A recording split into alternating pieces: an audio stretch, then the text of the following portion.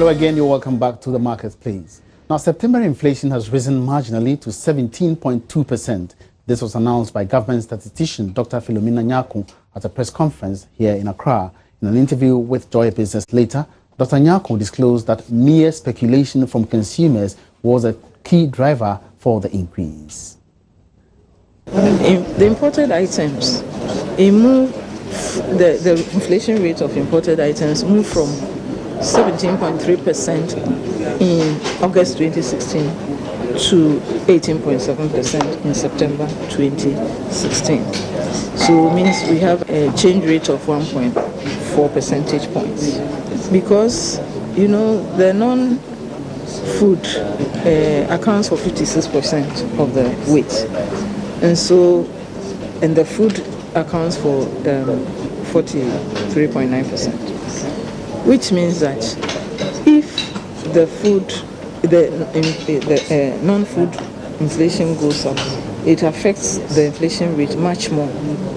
The food inflation rate went up because of base drift effect, but in reality, the food inflation,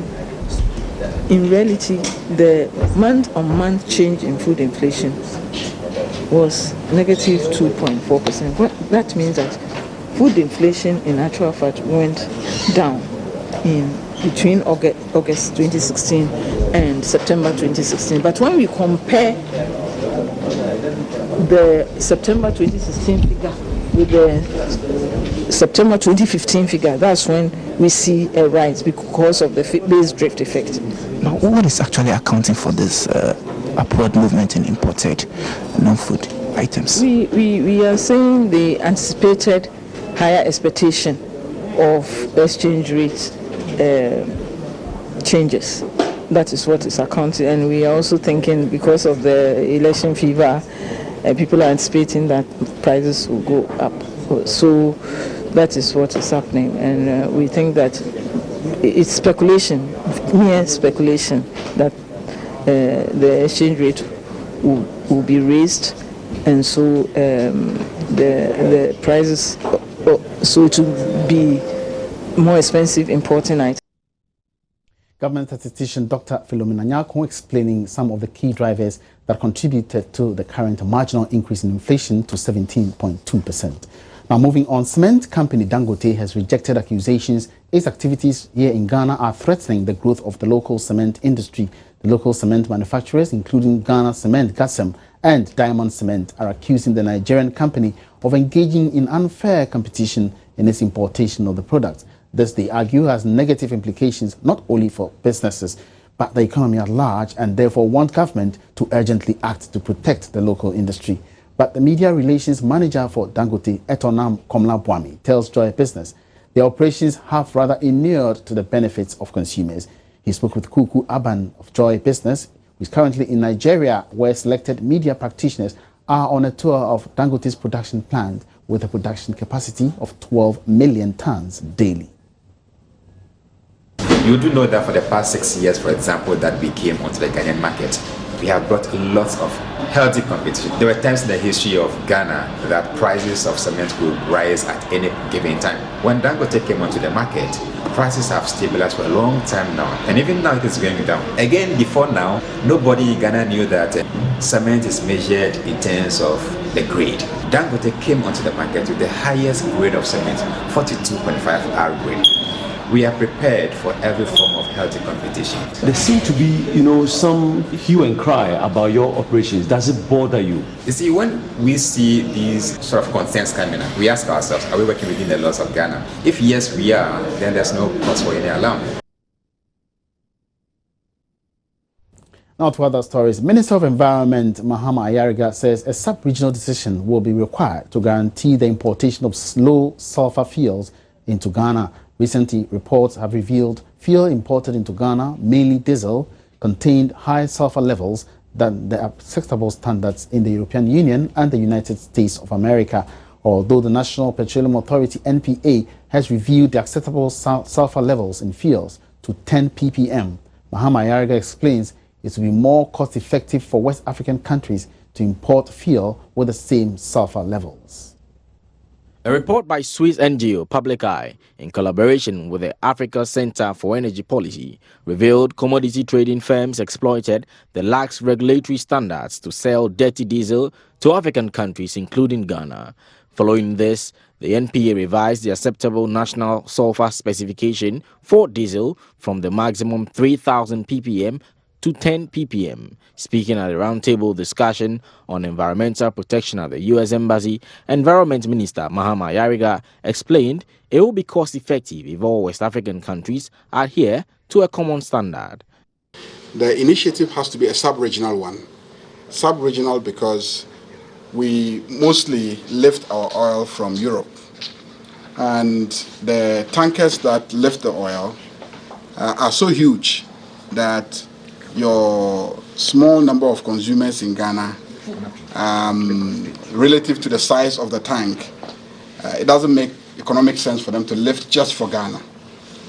So if Ghana's standards are so high, and the standards in Nigeria are so low, and those in La Côte d'Ivoire low, it means we will need a separate tanker that will just lift for us and bring, okay? So the effort is also a sub-regional one, yes, that, you know, we all want to have the same standard so that when our suppliers are coming, they bring the same product, and across the region, they supply to us. So there's a sub-regional effort to set the standards under Ecowas, and at the same time, we are already moving very fast and insisting on those standards, but also giving our refinery a reasonable time to make the investments needed to be able to meet the 10 ppm standard that we are setting for them. Addressing the issue of water quality in Ghana, a representative of U.S. Environmental Protection Agency disclosed the U.S. government will partner Ghana to set up laboratory facilities in Accra, purposely for monitoring the quality of water. Gina McCarthy is, however, urging government to make data on water samples available in order to build public confidence in the quality of water produced. Monitoring and standardizing the lab tests themselves, as well as having third-party certifiers, so that you can be sure that somebody independent is looking at that and verifying those. And then the EPA can then look at the certifiers. So the job is a lot easier, but there builds levels of confidence. The other thing, though, that we've found, and we'll have further discussions about this, is you need to give the public the data themselves. They want to see it. Public transparency of data is hugely important from a confidence perspective. You know, they don't want to trust government with things that are as vital as you know, drinking water, which everybody expects to have available to them, but is always cautious, even when it's made available, that it's going to be clean enough. And so we'll start working to see if there's ways in which we can help make sure that there's data systems to get that information out so people can see for themselves. We've had to do that in the U.S., but it's also been a tremendous learning experience. Now to the financial industry. Some bankers are impressing on the Bank of Ghana the need to engage universal banks more ahead of plans to increase their minimum capital. The chief executive of Capital Bank, Fitzgerald Odonko, for instance, believes this is critical to ensure indigenous banks remain competitive even after the capital increase. He spoke with Joy Business at the opening of his bank's branch at Naboni here in Accra. Currently, the minimum capital requirement for universal banks stands at 100 million Ghana cedi. The Bank of Ghana has, however, emphasized plans to raise it to at least 300 million Ghana cedi as part of moves to strengthen the banking system. Chief Executive of Capital Bank Fitzgerald Odonko says the need for more stakeholder consultation prior to the enforcement cannot be overemphasized. There should be a lot of consultation so that we ensure that especially our indigenous institutions grow, become strong, and be able to compete with any competitor worldwide. And we think that there are historical examples of that. We believe that the central bank, together with the government, will ensure that this is done, so that we won't have a situation where the indigenous banks vanish because of the increase in the capital requirements. Mr. Odonko was speaking at the opening of Capital Bank's new branch at Laboni. The new branch, which brings the bank's total number of branches to 19, according to him, is part of growth strategy. Capital Bank has embarked on the journey towards revitalizing the brand with a renewed vision to become the local bank of excellence for African markets and the strategic goal of becoming a Tier 1 bank by the year 2020. As part of this renewed vision, we are rolling out contemporary branches that are world-class in terms of visual appeal, as you can see, and also communicate our strong African identity. The new Laboni branch is Capital Bank's most eco-friendly branch. Capital Bank has hinted expanding its branch network to 22 by the end of the year by adding 3 more branches at East Legon and Achimota, both in Accra, and Harper Road in Kumasi. Deputy Minister of Foreign Affairs Emmanuel Bombande has called on the Ecowas Commission to urgently intervene to resolve challenges faced by Ghanaian traders and travellers using the Ecowas brown card insurance whenever they travel to other member countries.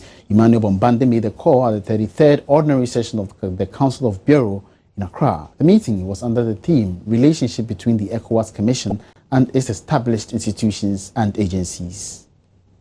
The ECOWAS Brown Card Scheme was established by member countries in 1982 to, among others, ensure prompt and fair payment of compensation to victims of motor accidents caused by non-citizen motorists from other member countries. According to the Deputy Minister of Foreign Affairs, Emmanuel Bombande, government has received complaints from citizens using the brown card that they are subjected to some harassment and unfair treatment from francophone member countries. The Ecowas brown cards issued by Ghanaian insurance companies are not respected or are not being respected in some countries of our member states, particularly some of our francophone member states, leading to some motorists being harassed for possessing Ecowas brown cards issued in Ghana when produced as evidence of motor vehicle third-party insurance cover. This is in no doubt against the tenets of the protocol and gives cause to all of us for real concern. You are in the industry and you know this. The protocols are the result of the decisions of the highest level of our leaders, the authority of heads of states and governments. They ought to be respected. It's as simple as that. In an interview with Joy Business, General Secretary of the Brown Card Scheme Ghana Bureau, Patrick Ajikum, noted the Secretariat has initiated steps to get a permanent representative on the Brown Card Insurance Board to help smoothen rough edges. We are expecting a more collaborative effort from the Ecowas Commission. Does it mean they've not been committed enough, collaborating with you, Pope? We see it as not too much. They're doing it, but the point is that, for instance, it was raised that the Ecowas Commission should have a permanent representation on the Council of Bureau of the Ecowas Brown Card Insurance Scheme. How far with that? We don't have a representative. At the end of the ordinary session of the Council of Bureaus in Accra, members are expected to come up with ideas to improve implementation of the scheme. Now, on her part, the Insurance Commissioner, Lydia Bawa, says the issue is a diplomatic one and that her outfit is doing everything to bring it under control. Francophones have a way of going around these things. They've got their own CIMA code. Even within the ECOWAS brown card or ECOWAS scheme, they've also gotten one for just Francophones. And they seem to respect theirs more than this one that is, encompasses both Francophone and Anglophone. And that is a problem we've been having. So Anglophone countries, are we also trying to develop such? No. We have always respected what you call regional protocols. So we haven't at all. We are still respecting the brown card as it was established by the protocol in 1982, signed by the then 16 heads of states. I'm trying to, talk to the ECOWAS Commission to ensure that the Ecowas Brown Card Scheme is enforced as it was envisaged in 1982. But, Madam, they've not been going according to the law. Any sanction? No, there'll be no sanction. That's why you see the regional minister, it's something that has to be discussed. We need to discuss it. It has come up. The Ghanaian transporters and hauliers have raised the issue. So it has to, these things are diplomatic. You need to discuss at the diplomatic level. You're still on the marketplace, and we bring you stories on business right here in Ghana. We're taking a short break. We'll be right back.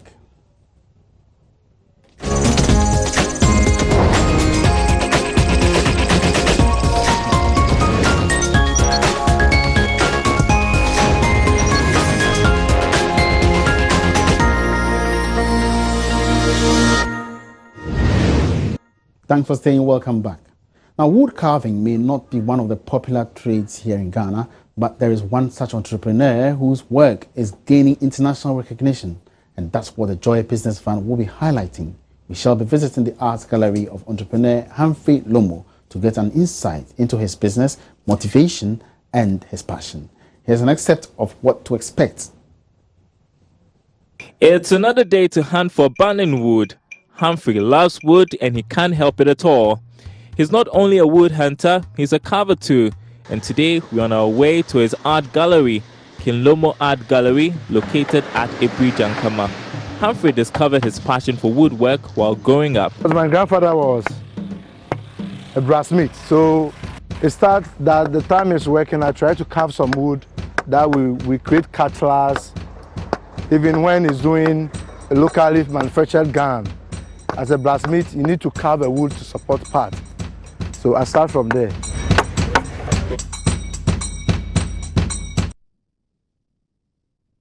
All right, so you catch the full story of Humphrey Lomo on Business Live tonight at 5 p.m. You can also follow the story online at myjoyonline.com/business. Now, and finally on Marketplace, the Rural Enterprise Program was established by government in 1995 to improve the livelihoods and incomes of rural poor, micro and small-scale entrepreneurs. As part of an initiative to boost the impact, the 10th edition of the Rural Enterprise Program exhibition has been held at the West Hills Mall in Accra. Sheila Tamaklo was there and interacted with some participants on the economic opportunities of the program.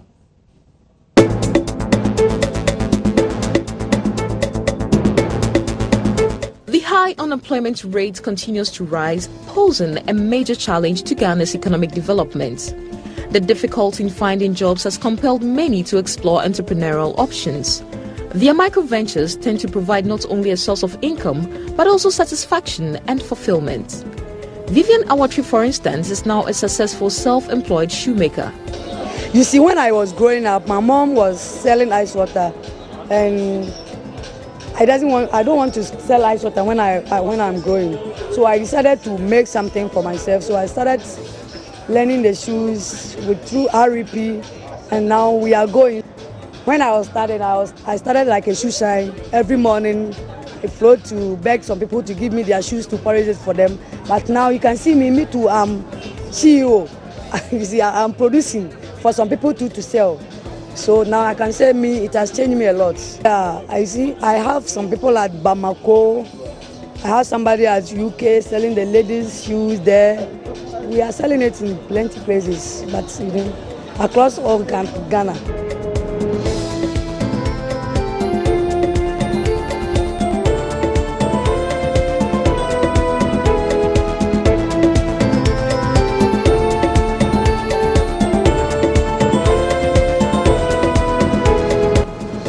Wealth creation from everyday activities. Others are also making a living from ordinary local products just by adding value to them thanks to technology. And it's an upcycling company. And what we do is that we repurpose discarded car tires, old car tires that people throw away, that they go and burn for the scrap metal or with the bushmeat. And we convert them or change them into products for interior decor and furniture. So as you can see, we make them into tables and chairs for indoors and outdoors. So lawns, gardens, pool sites, beaches, living rooms, bedroom, lounges, restaurants. We could make tiles out, and we could change the tiles into furniture for any kind of condition or environment. I exported some of the bitters and it was very fine over there, so I'm waiting for another export.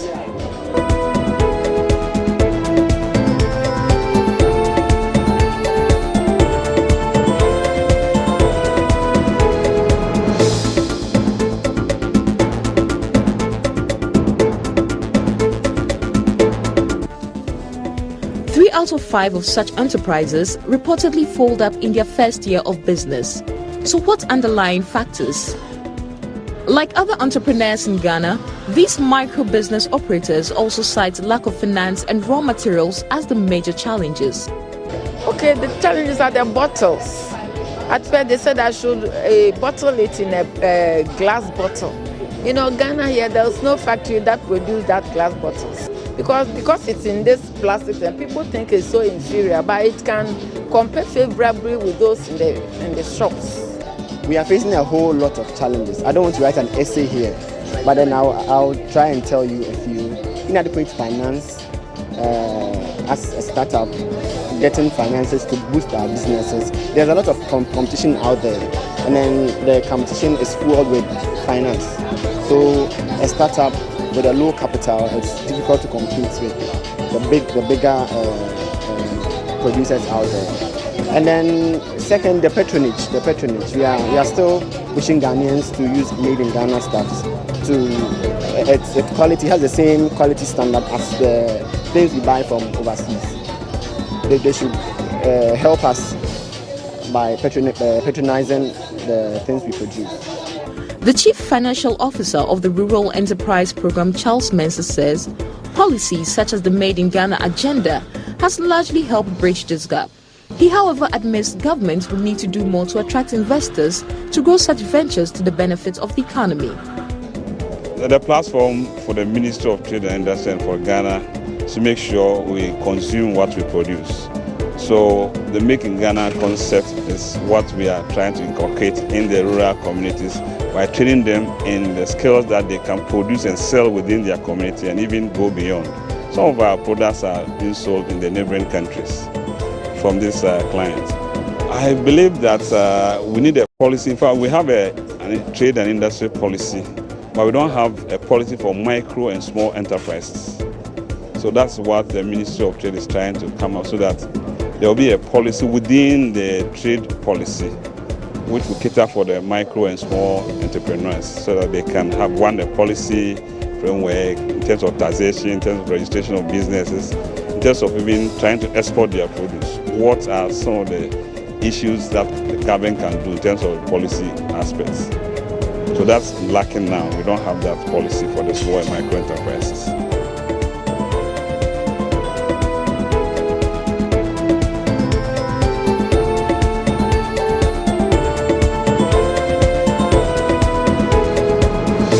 So as the saying goes, little drops of water make the mighty ocean.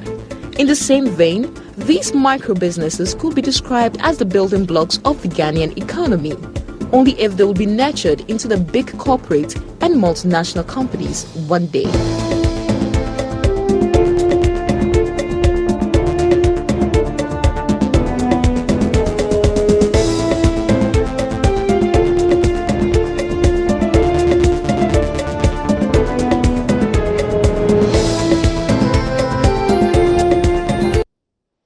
All right, so on that note, we draw the curtain down on this edition of The Marketplace.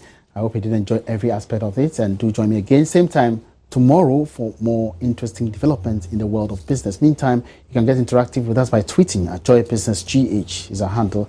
For more business news, log on to myjoyonline.com/business. We'll catch you up again on Business Live later tonight at 5 p.m. My name is Emmanuel Abwaji. Good afternoon.